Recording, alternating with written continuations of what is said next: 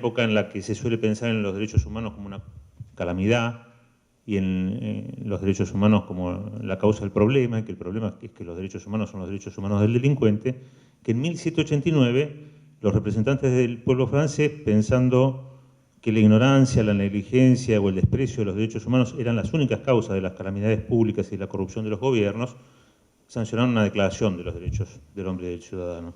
Entre los sagrados derechos del hombre y del ciudadano, el artículo 9 establece que, puesto que todo hombre se considera inocente hasta que ha sido declarado culpable, si se juzga indispensable detenerlo, cualquier rigor que no sea necesario para asegurar su persona debe ser severamente reprimido por la ley. Ese artículo nos pasa a nosotros con el artículo 18.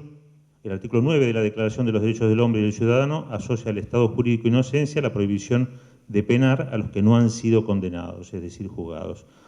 Pero tenemos más de 100.000 personas privadas de la libertad en nuestro país y más de la mitad son personas inocentes. Y además están en calabozos, alcaidías, en lugares totalmente inadecuados. Vimos recién la descripción, no vimos fotos, pero podemos imaginarnos. Más de 1.200, decía, no, 1.306 decía el último informe de la Secretaría de Ejecución. Reitero, la mitad están en lugares que habían sido clausurados y que estaban destinados a depósito, a cualquier otro lugar, y no tienen ninguna posibilidad de alojar personas y no tienen la dotación de personal necesaria para tener personas, ¿no? Y la otra mitad en alcaidías que tampoco son adecuadas para detener personas por tiempo prolongado. Son lugares de mero tránsito para llevar a una persona mientras se hace un juicio o guardar que se haga un juicio o para trasladarla por unas horas. Pero las alcaidías de la ciudad no están diseñadas para tener a nadie alojado más de 24 horas, para que pernocten. No tienen camas adecuadas para todo el mundo, no tienen ningún tipo de instalación previendo ninguna actividad. Es decir, son meros roperos desde el punto de vista humano. La ley 24660, en su artículo 59, dispone claramente que el número de los internos de cada establecimiento deberá estar preestablecido y no se lo excederá, a fin de asegurar un adecuado alojamiento.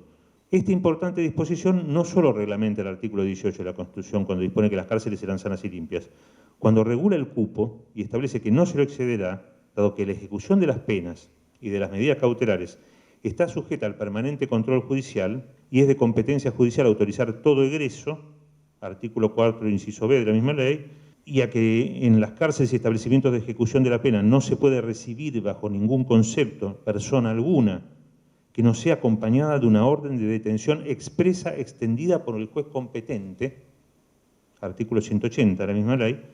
La norma citada responsabiliza al juez que ordena alojar personas privadas de su libertad en donde no hay cupo para hacerlo. Hacerlo es ilícito.